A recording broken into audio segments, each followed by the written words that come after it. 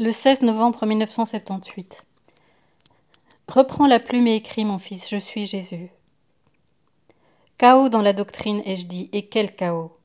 Je t'ai fait aussi quelques mentions de vérités bibliques niées ou mal interprétées, de sorte que désormais le principe protestant de la libre interprétation personnelle des vérités révélées est quasi communément appliqué, si bien qu'il y a désormais autant de maîtres qu'il y a de chrétiens ou de non-chrétiens. Tout cela est absurde, mais qu'est-ce qui n'est pas absurde dans l'état actuel des choses? Un autre détestable principe tacitement accepté, c'est que la révélation doit être comprise et interprétée suivant l'évolution des temps, c'est-à-dire que ce sont les peuples qui, suivant leur degré de civilisation, peuvent adapter la révélation aux exigences qui correspondent aux divers moments de leur histoire. Cela suffit pour comprendre quelle énorme confusion on peut engendrer et alimenter dans l'Église. Non pas la vérité éternelle et immuable, mais la vérité subjective, c'est-à-dire laissée au libre arbitre de l'homme, blessé par la faute, influencé par ses passions, et surtout circonvenu par les puissances obscures de l'enfer, c'est-à-dire du mensonge. Tout est bouleversé et la racine est toujours celle-là. Les conséquences de la dégénération de la vérité n'ont pas besoin d'illustration ni d'autres explications. Tout est bouleversé et tout est chaos. Des exemples pratiques on peut en apporter à foison. Soi-disant, Adam et Ève ne sont pas des personnages historiques, ayant réellement vécu, et protagonistes de la terrible désobéissance à Dieu.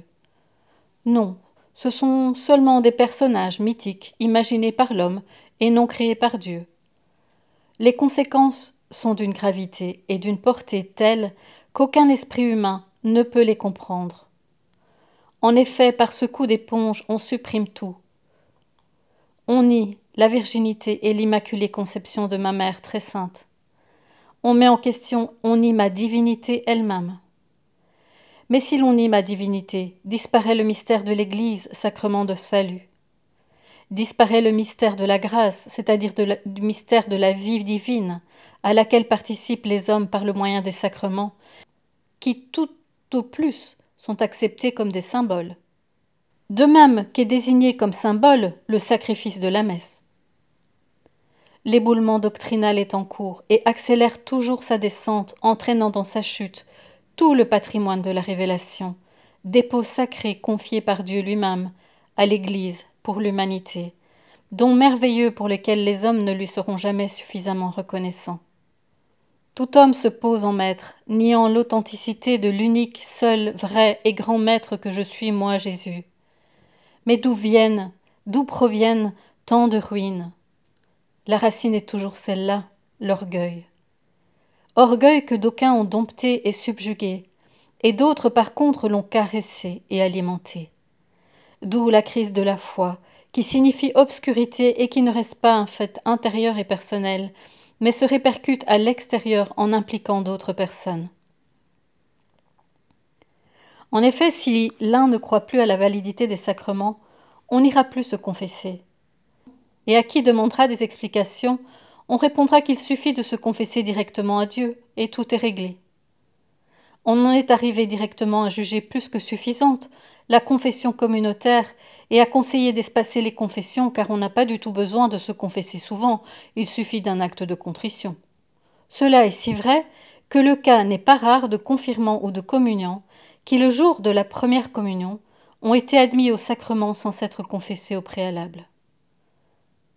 Combien de personnes qui ne se confessent pas depuis des années et pensent pouvoir s'approcher tranquillement de la Sainte Communion? Combien de prêtres laissent passer des années et des années sans se confesser? Ô mon fils, ce sont là des plaies cachées mais réelles, et devant elles et tant d'autres méfaits, on se défend en public et en privé, en citant le Concile qui parle de renouvellement. Et c'est ainsi que l'on entendrait le renouvellement ecclésial dont parle le Concile. Manœuvre enveloppante pour tenter de détruire l'Église.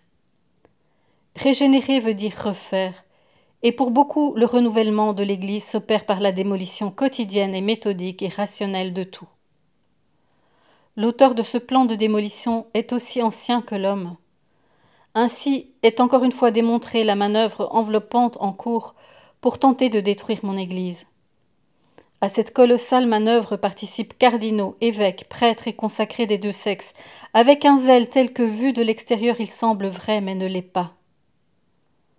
Je te rappelle, fils, que lorsque je parle des cardinaux, évêques, prêtres, etc., je n'entends pas généraliser, il reste toujours la réserve déjà faite. En vérité, il ne manque pas de bons prêtres, de bons évêques et cardinaux, quoique toujours en nombre réduit. Maintenant, mon fils, cela suffit, repose-toi, et plus tard nous reprendrons. Je te bénis, aime-moi et prie, et répare pour que soit éloignée l'avalanche de péché qui submerge l'humanité entière et qui blesse mon cœur miséricordieux et le cœur immaculé de ma mère et de votre mère.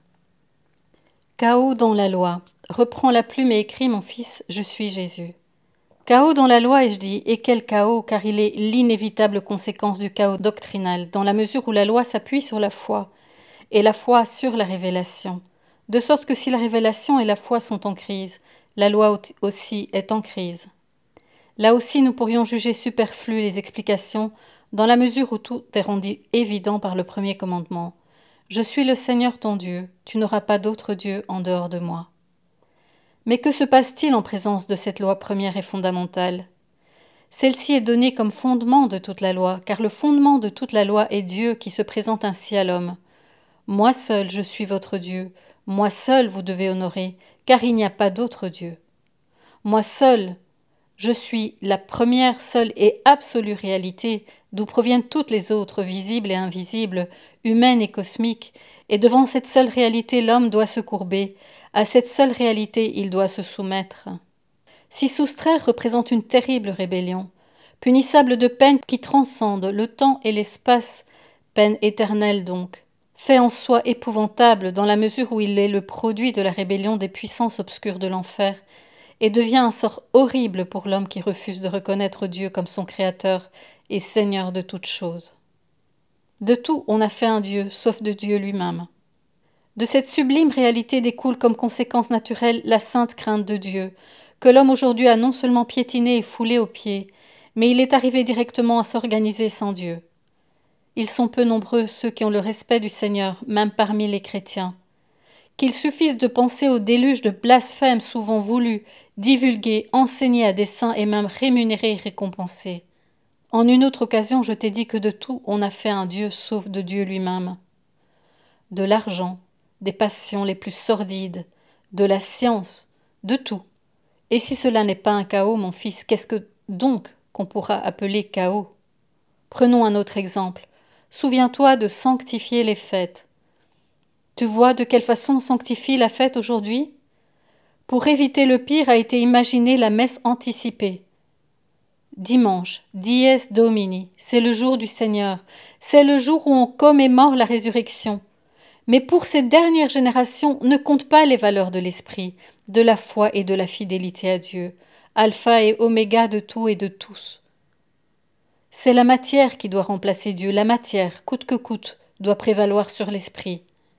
C'est pourquoi le dimanche, on voit les stades combles, les plages et les montagnes peuplées comme les villes. Il faut se divertir, non pas se reposer, se divertir à tout prix.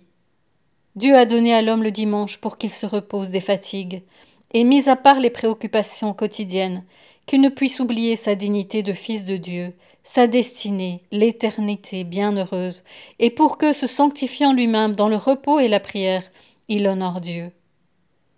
Je ne crois pas qu'il y ait autre chose à ajouter au sujet des conséquences de ce processus de réduction matérialiste du plan du Seigneur.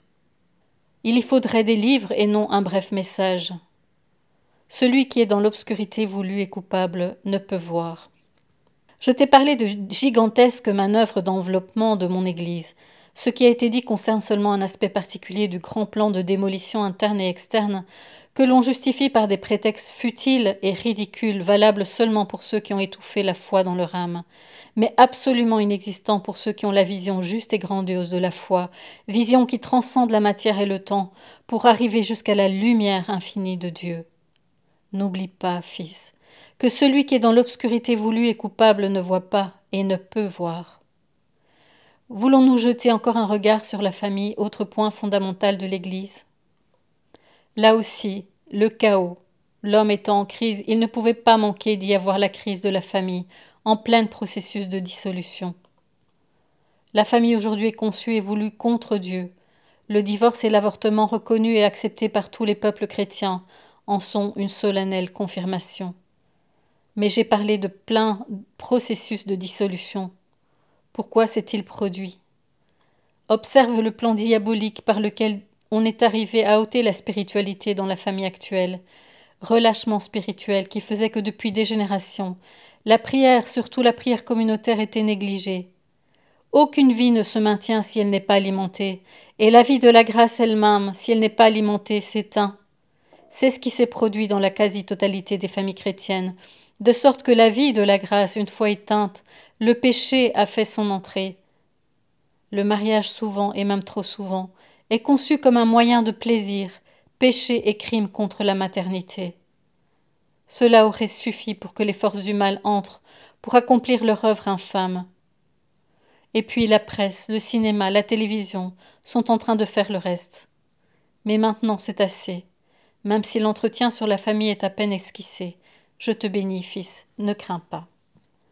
Dieu est présent partout et il est plus fort que toutes les puissances du mal. Aime-moi et répare.